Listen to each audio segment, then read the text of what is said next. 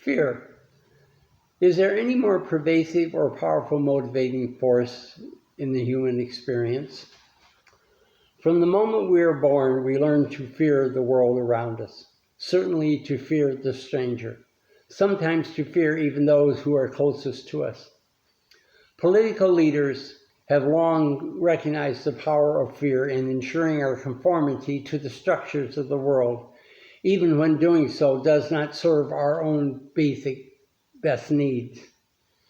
Fear is the driving force behind vast segments of our economy, as well as increasingly our political priorities. Jesus recognized that fear will also cause the failure of discipleship. Jesus' disciples courageously leave the security of their homes and families to follow him as they proclaim that advent of God's reign. But they too will know and ultimately bow to the power of fear.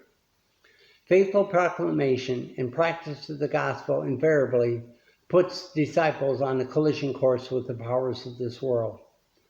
So as Jesus prepares his disciples for their mission to the lost sheep of the house of Israel, he is starkly realistic about the threats they will face.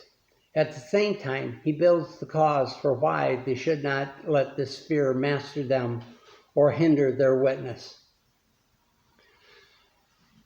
Jesus' mission discourse is Get Out the Volunteers campaign like no other. On the one hand, the disciples are granted remarkable power to heal, exorcise demons, cleanse lepers, even to raise the dead. But he also denies them money, pay, extra clothes, a staff for protection, even sandals. They are to undertake their mission in complete vulnerability and dependence on God, even knowing as they go in as the sheep into the midst of wolves, they face attacks, beatings, opposition even from their family members, and hatred and persecution. So why does Jesus highlight the horrors that await the disciples? Naming aloud the suffering to be endured and its causes is the first step to freeing them from the tenuous grip of fear. In the latter half of this discourse, where our focus lies, Jesus continues to describe the worst-case scenarios wound together with the statements of reassurance and repeated calls to resist fear. The most important element of reassurance lies in the integral relationship that is affirmed between the disciples and Jesus and through him with God.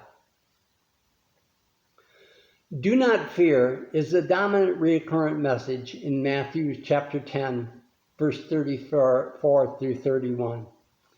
But first, Jesus offers warnings.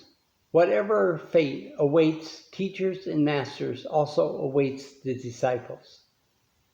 If Israel's elites call Jesus the Prince of Demons, the disciples should be ready for a similar response, so they have no fear of them.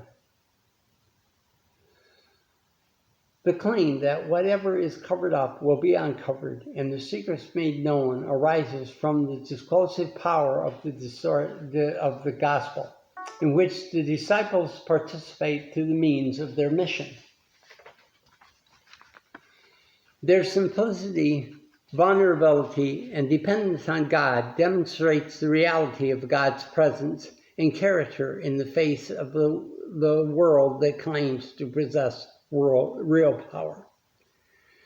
Even those doing well bring long suffering, and the gospel must now be proclaimed in the light and from the rooftops.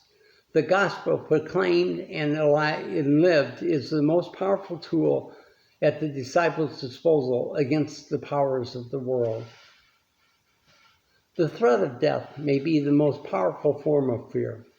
Jesus' next expression is reassurance addressed this fear directly. yet with irony.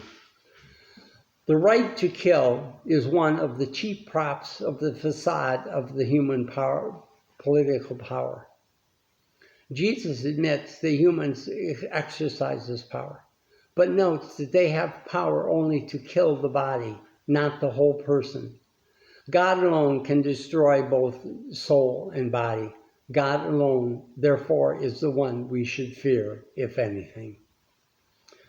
The saying in Matthew chapter 10, verse 32 through 39, again encourages disciples to remain firm in their commitment to Jesus and their mission, even when the mission generates inevitable conflicts, even within their own families. The saying in chapter 10, verse 34 is crucial. Although Jesus has called his disciples peacemakers, his mission does not bring peace, but a sword, as long as the powers resist God's will and rule. The very act of peacemaking, as Jesus' ministry demonstrates, generates violence for healing, restoration, and a conquest of death, threatens the foundation of all human aspirations of power in defiance of God. Finally, the call to discipleship renders secondary all other claims upon one's identity and allegiance, even to fathers, mothers, sons, and daughters. To take up the cross aligns their disciples' mission and the fate of that of Jesus. That is, with humiliation, suffering, shame, opposition, and death that Jesus persistently speaks about here. Taking up the cross implies identification with the marginal people who were subject to Roman crucifixion because they did not align themselves with or submit themselves to the rule of Roman authority. But Jesus promises that those who lose their life for him will in fact find it, while those who find their lives in the world will lose them. The answers to fear, then, include clear-eyed recognition of the facades of human power, even those rooted in the threat of death, awareness of the conflict and division that the gospel invariably produces, and especially the deep awareness and conviction that God is present in the world in mercy and compassion. Amen.